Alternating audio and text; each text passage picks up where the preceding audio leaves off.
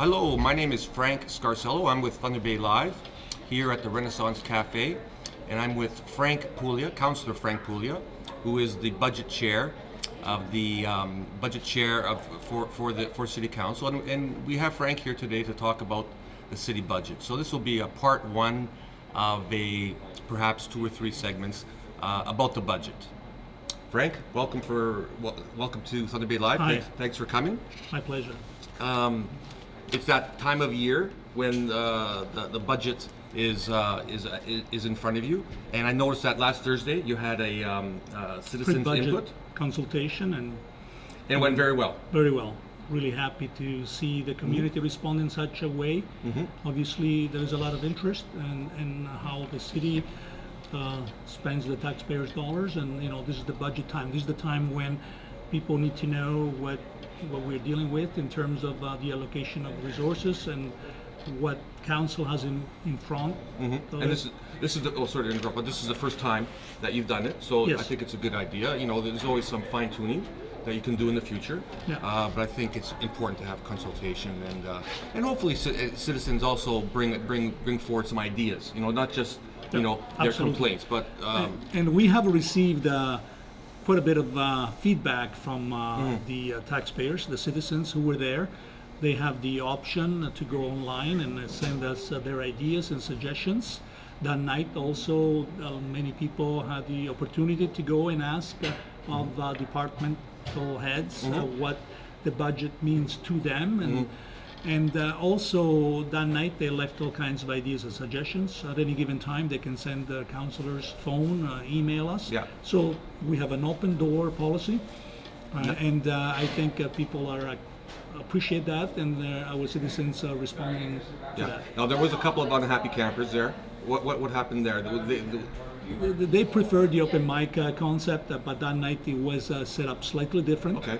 And there will be opportunities in the future. If I have a Perfect. council at a large town hall meeting, it'll be open mic. Perfect. But for that evening, it was First time it it was a was- different different setup. So we tried to keep everybody happy, and we received some feedback, and we'll make some changes for the next time. And actually, we're having a next one, another pre-budget consultation for the 2017 budget.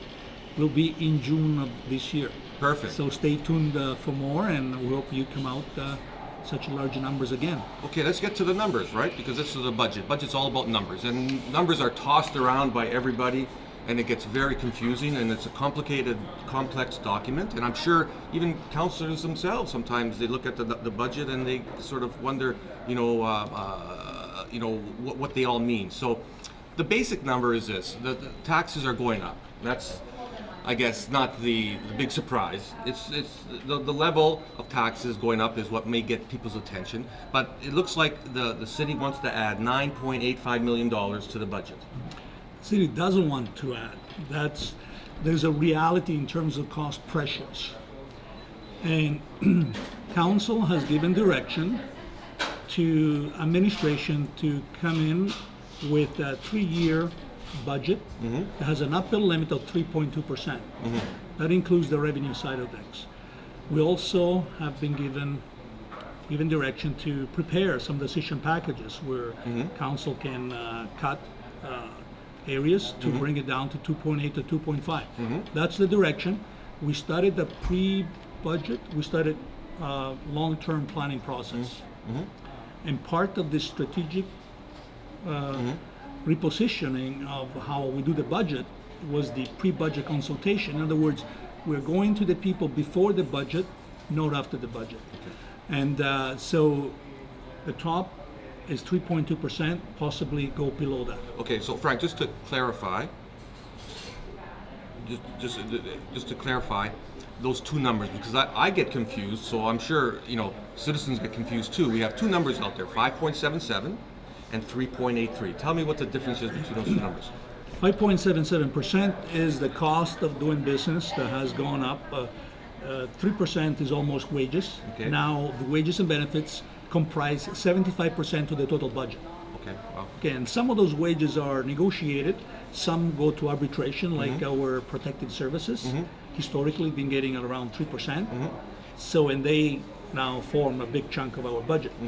So, Then there's inflationary pressures on asphalt, energy, and other items. So right now we're calculating that the municipal inflation is not like the CPI of 1.5. Municipal inflation is around 3%. So inflation alone will bump it up to 3%.